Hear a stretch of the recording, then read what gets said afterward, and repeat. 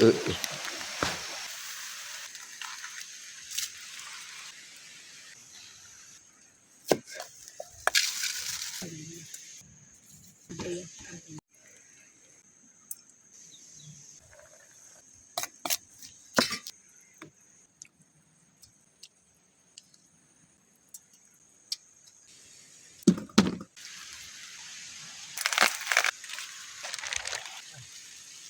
อย่าลืมกดไลค์กดแชร์และกดติดตามเด้อพี่น้อง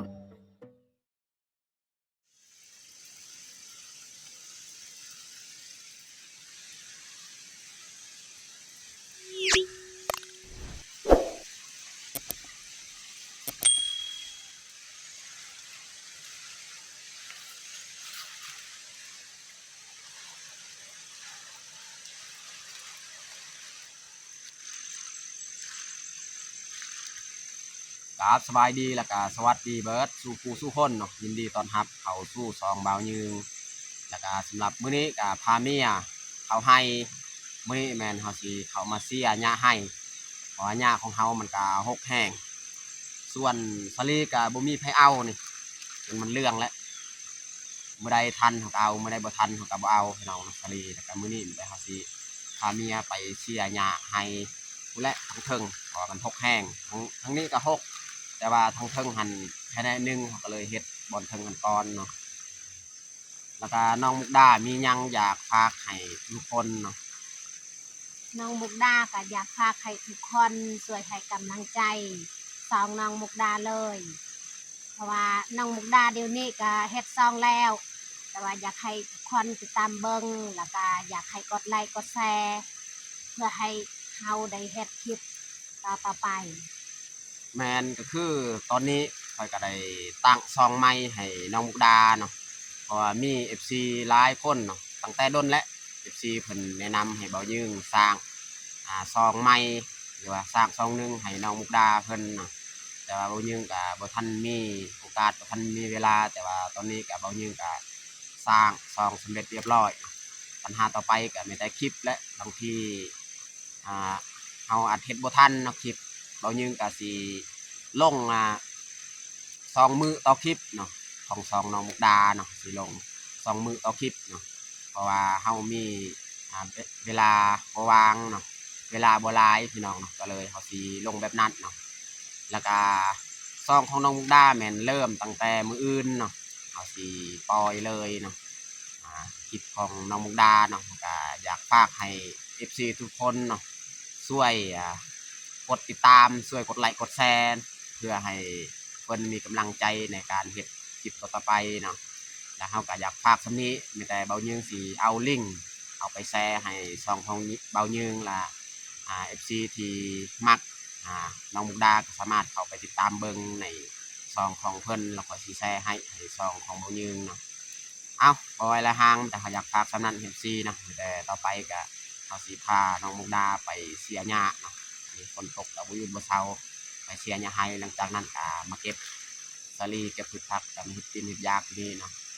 โอเคมีแต่ทุกคนติดตามเบิ่งติดตามชมแบบยาวๆเลยตอนนี้เฮาก็สิเริ่มออกไปเสียหญ้าเนาะฝนตกนี่บ่หยุดบ่เซาเลยมื้อนี้นี่สิได้แข่งหญ้ากับพลนี่แหละพุ่นแหละเฮาสิไปเสียหญ้าพุ่นทางใกล้ๆแคมพุ่นแหละทางพุ่นเนาะเพราะว่าเราสามารถเสียหญ้าแล้วก็โยนทิ้งลงแคมเลยเนาะถ้าเราปะอยู่บ่อนกลางไฮนี่มันบ่ตายหญ้าเนาะมันก็คืนคือเก่าเอาเฮ็ดแถวใกล้ๆแคมหั่นเนาะเพื่อสิได้โยนทิ้งหญ้าถ้าว่ายามแดดนี่เราก็ปะเลยหญ้าหันมันตายมีฝุ่นแต่ว่าช่วงยามฝนนี่เอาปะไว้มันก็บ่มีฝุ่นเพราะว่าหญ้ามันบ่ตายเอาก็สิเริ่มออกเลยหญ้าทั้งเทิงก็หกแห้งแหละบ่มีเวลาแหละช่วงนี้นี่ให้ของเฮานี่หกลายนี่สลียังก็ยังคือเก่าเอาบ่ทันบ่มีไผมาเอามากินเนาะแต่นี่ขึ้นเทิงก็ยัง จนมันเหลืองมันแก่แล้ว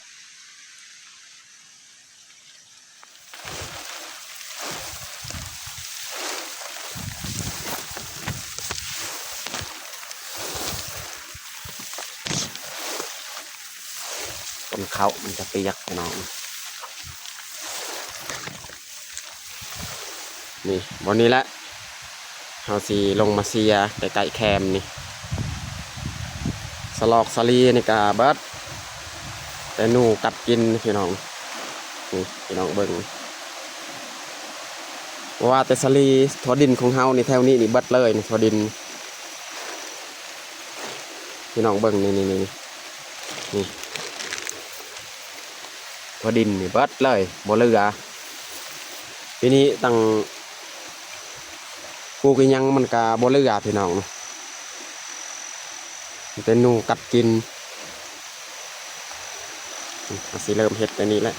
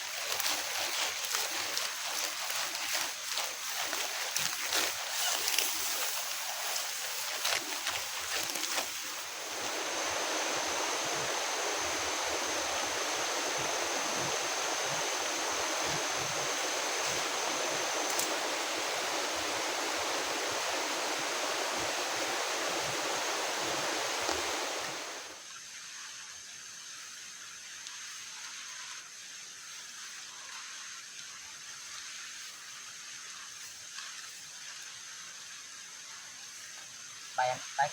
ตักถ้าไปตักตาตักนอน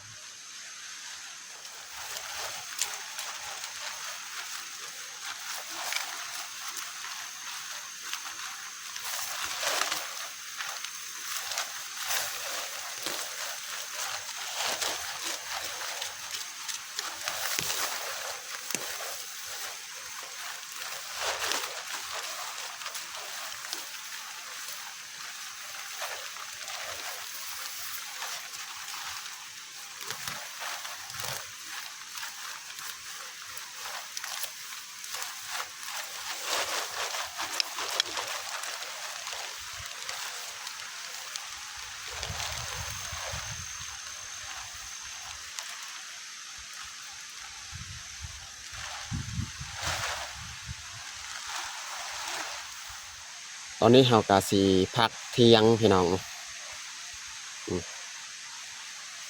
เมียว่าสิไปขุดหูหนูอยู่หั่นนะพูดพี่น้องวิลุมพู้นเพราะว่ามีหูของมันขดใหม่ๆเอาน้ำแล้วก็มาทอกใส่หูมันเพื่อบ่ให้มันอยู่นี่แหละบ่ให้มันอยู่ไห้พี่น้องบ่ให้มันอยู่กลางไห้เฮาลงสิไปขุดเบิ่งเนาะเพราะว่าเห็นบางกี้เนาะมันไปกดหูบอนไห้ของเฮานี่ถ้าว่าเฮาบ่ไล่มันนี่ยันมาสิไปเบาะลูกสิยังอยู่หูหั่นนี่อยู่ไสแหละ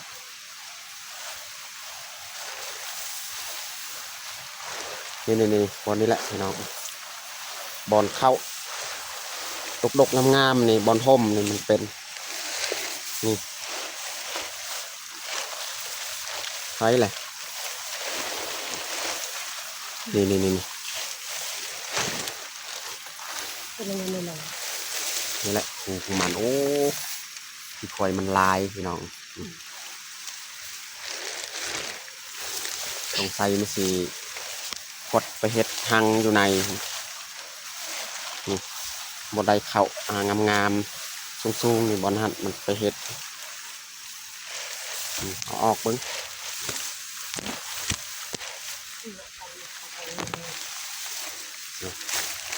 หูของมัน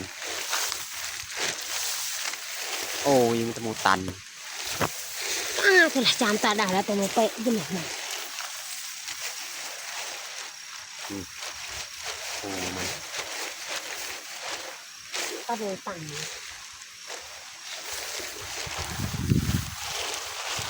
ถ้าว่ามันบ่ตันมันบ่อยู่พี่น้องถ้าว่าหูมันตันนะบางที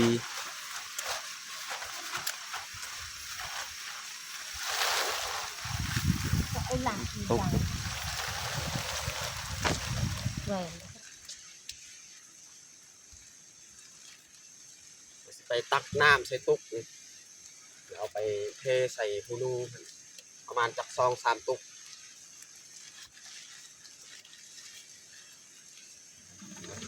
น้ำมันนี่ก็ไล่น้อยนึงเอาไปแป้งอยู่ครึ่งนี่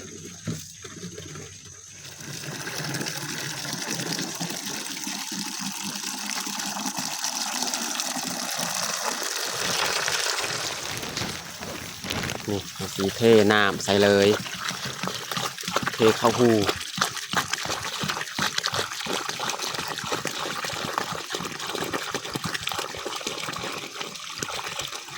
มันบ่อยู่กระซางมันเทไว้เลยน้ำ ทะเลเลย เดี๋ยวมีช้อยบางทีมันยังไงจักโลอันเดียวมา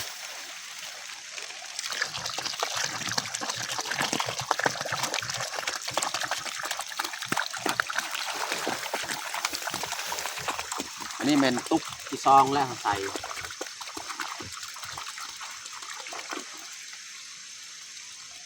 หูว่ามันสี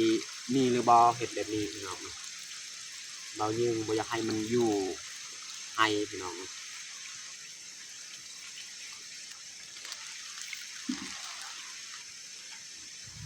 อันนี้เขาก็ใส่น้ำ3-4ตุกเลยต้องใส่มันบ่อยู่แล้วเพราะว่าหูมันบ่ตันถ้าว่าหูมันตันนี่มันอยู่ในนอนเนาะแต่บ่ยิงก็ถอกใส่บ่ให้มันอยู่ซะบอลไฮของเฮานี่อันนี้เฮาสิหาเก็บพืชผักเลยเนาะสิมาเฮ็ดอาหารการกินพี่น้องเนาะ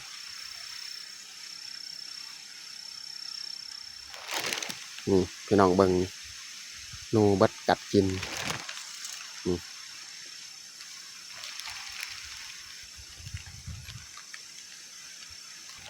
่แตงพี่น้องเดี๋ยวนี้น้ำแตงนี่ส่วนร้ายมันจะเรื่องละมะแตงนะซาลี่แถวแคมไฮนี่เบิดแล้วมันเฮ็ดบ่มีต้นตัวมันบ่กัดบ่กินพี่น้องนี่ต้นนี้กัดกินเบิดนะ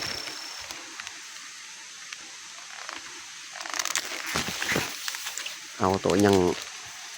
เขียวๆนี่เอามาจีกินเก็บยอดมะอึนี่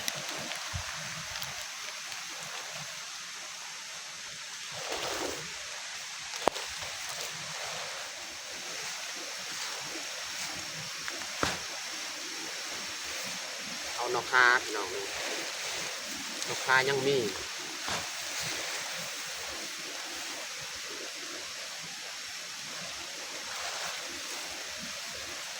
นี่แคมไฮ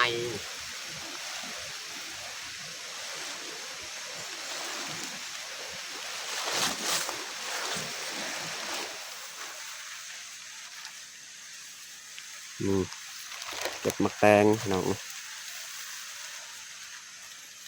แตงหน่วยใหญ่ๆเลย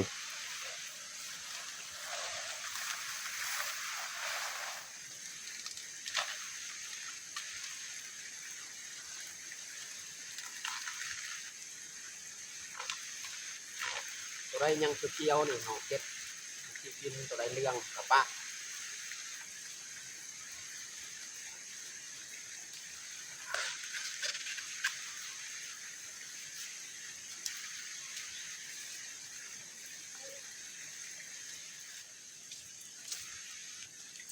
จะปอกขาเลยเครื่องเที่ยงของเฮากับมีดต้นมะขา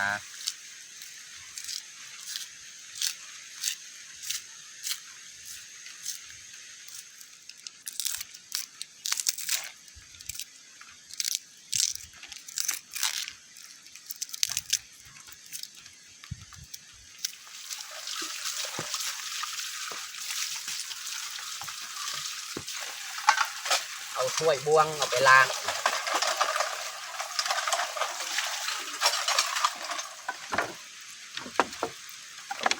พื้นกองไว้อันนี้ก็แต่ปวกขึ้นมากัดกิน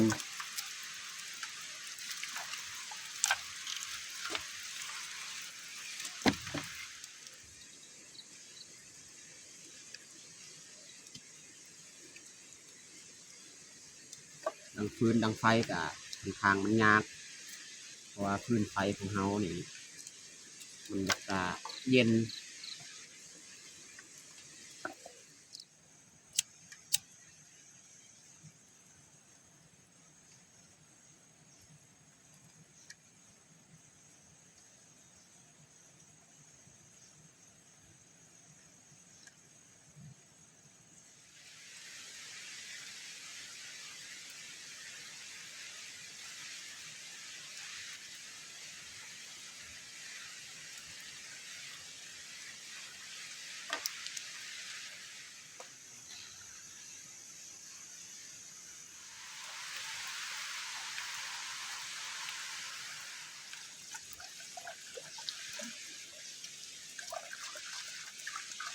นี่เขาสิมาเฮ็ดกินเฮ็ดยากน้องโอ้ยามฝนนี่ลำบากน้องเนาะโอ้พี่น้องนี่ทั้งลมอีกเนาะบรรยากาศเข้าอันนี้ก็มวนงามอยู่พี่น้องเนาะนี่ทั้งลมทั้งฝนพี่น้องเนาะฝนฟอย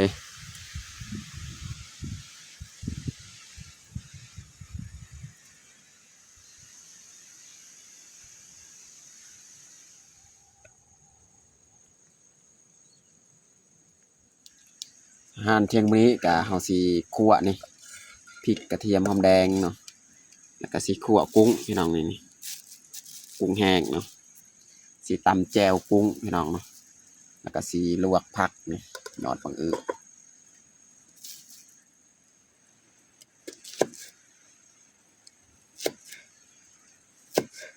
เราจะหั่นหอมแดงให้เป็นชิ้นเล็กๆพี่น้องเพื่อเฮาคั่วมันจะสุกได้ง่าย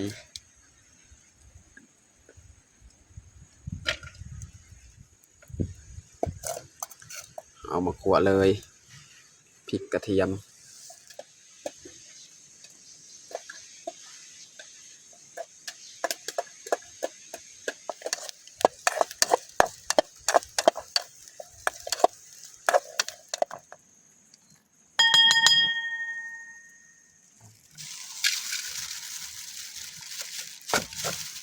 เราจะเอากุ้งมาคั่ว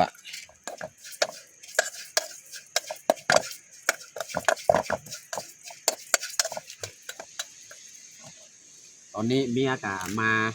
เสียงา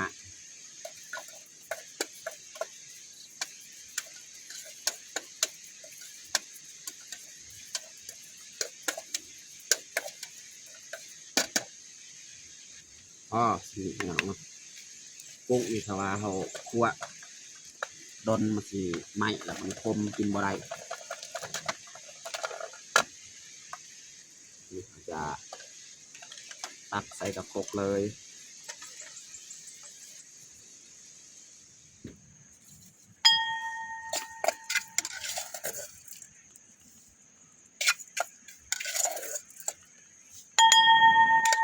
นี่เราจะใส่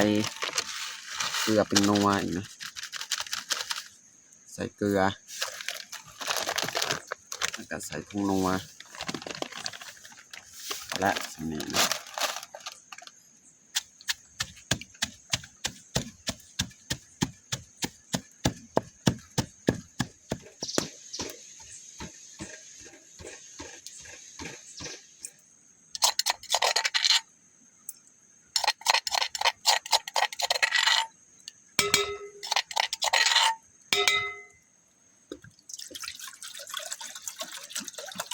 เราจะใส่น้ำสีลวกผัก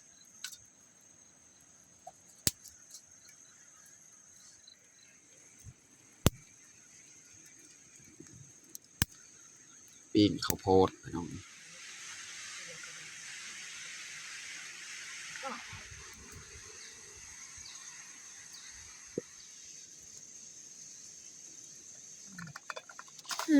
มาได้เฮาสีใส่ผักของเฮาลวก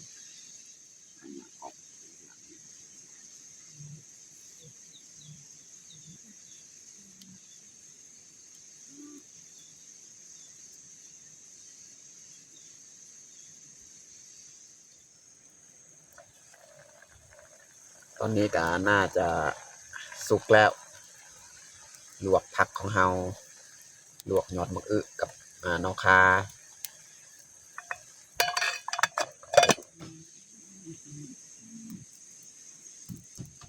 สุกเรียบร้อยสาลีนะไม่ได้หัวจ่าป่งเลยหอน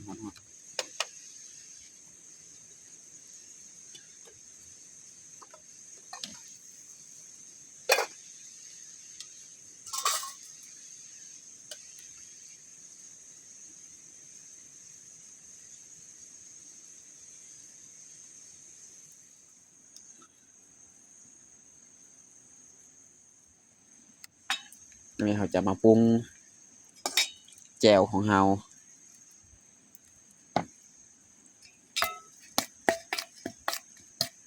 ใส่น้ำเชาลวกผักนั่นแหละ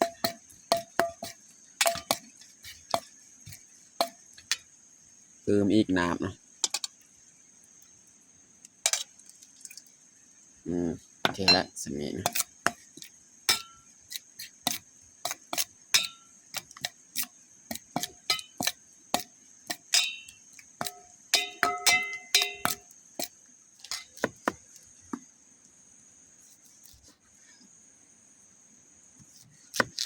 หั่นมะแตงพี่น้อง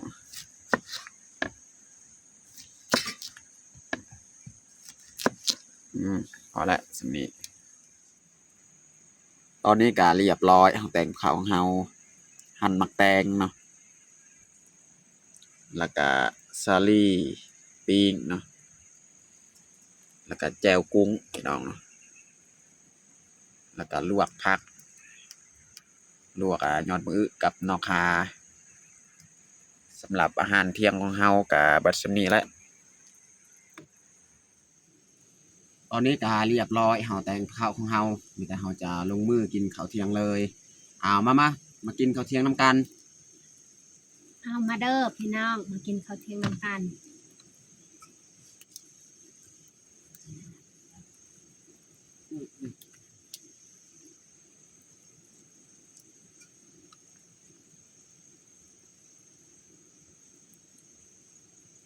แจ่วกุ้ง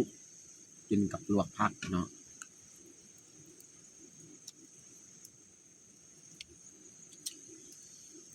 ยาให้ของเฮาเนี่ยบ่ฮู้ว่ามื้อใดสิแล้วบางทีปีนี้นี่สิได้ทิมและเพราะว่าเสียบ่เบิดนี่ยาเฮาก็ต้องได้ทิมเข้าทิมให้นะฝนตกแบบนี้ตลอดเฮาก็บ่มีเวลาสิมาเสียยาอีก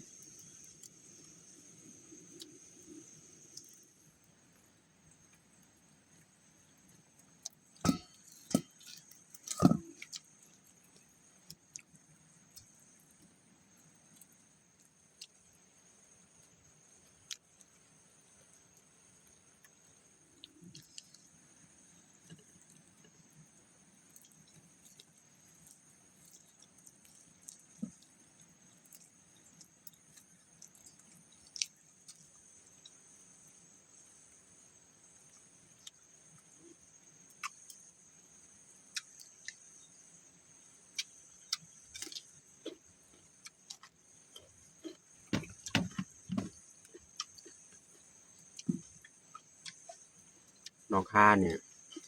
แซ่บกับป่นน่ะปลาป่นยังกินแซ่บ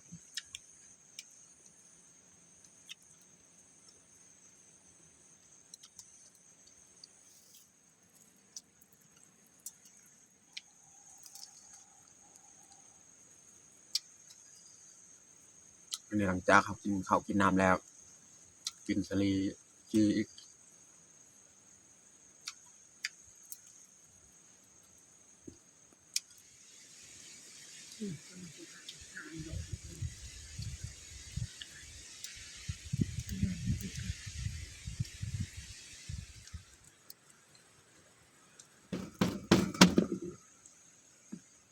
อันนี้หลังจากเขากินข้าวกินน้ำแล้ว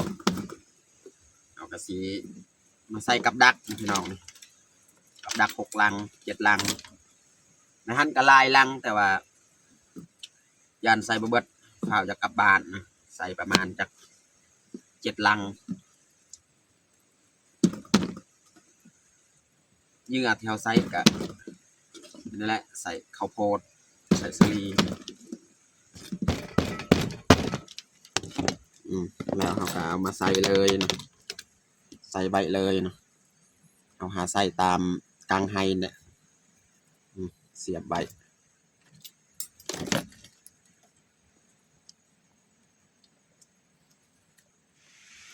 ซึ่งเขาจะมาใส่วันนี้แหละน้องนี่ตัวมันกัดกินสลีเนี่ยเขาจะใส่อยู่ลุ่มนี่แหละอยู่บนต้นสลีนี่บางกับดักไทย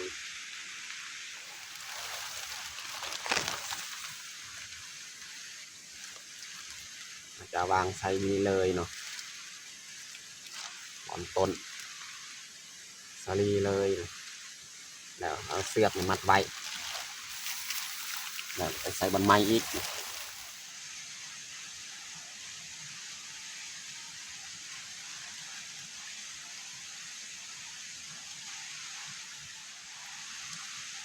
เอาละตามนี้แหละเอาเบื้องต้นสลีตัวไรจับกินแต่วางใส่เลยอยู่บนต้นของมัน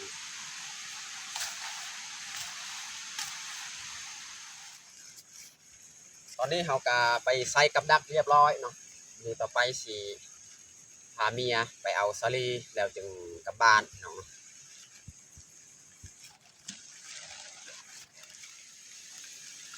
นี่บรรยากาศสีแดดๆนิดนึงเนาะแต่ว่าฝนกับบ่เซานี่ฝนปล่อย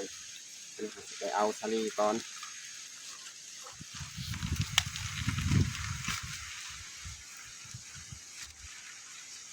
เอาสลีสำเต็มกระพานี่แหละเอาลาย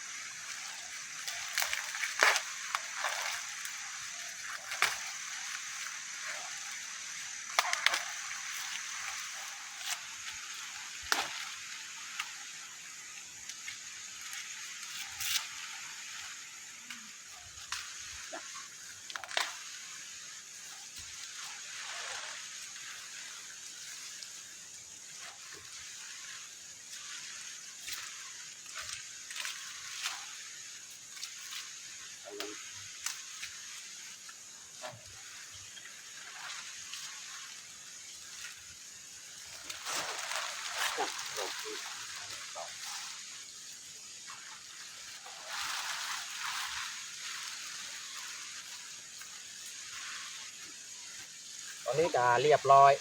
เอาเก็บสลีเก็บแตง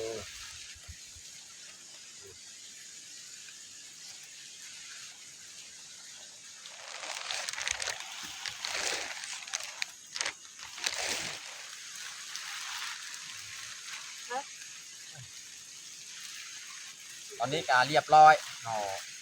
มัดเมียดเครื่องกองแล้วครับกลับบ้านเลย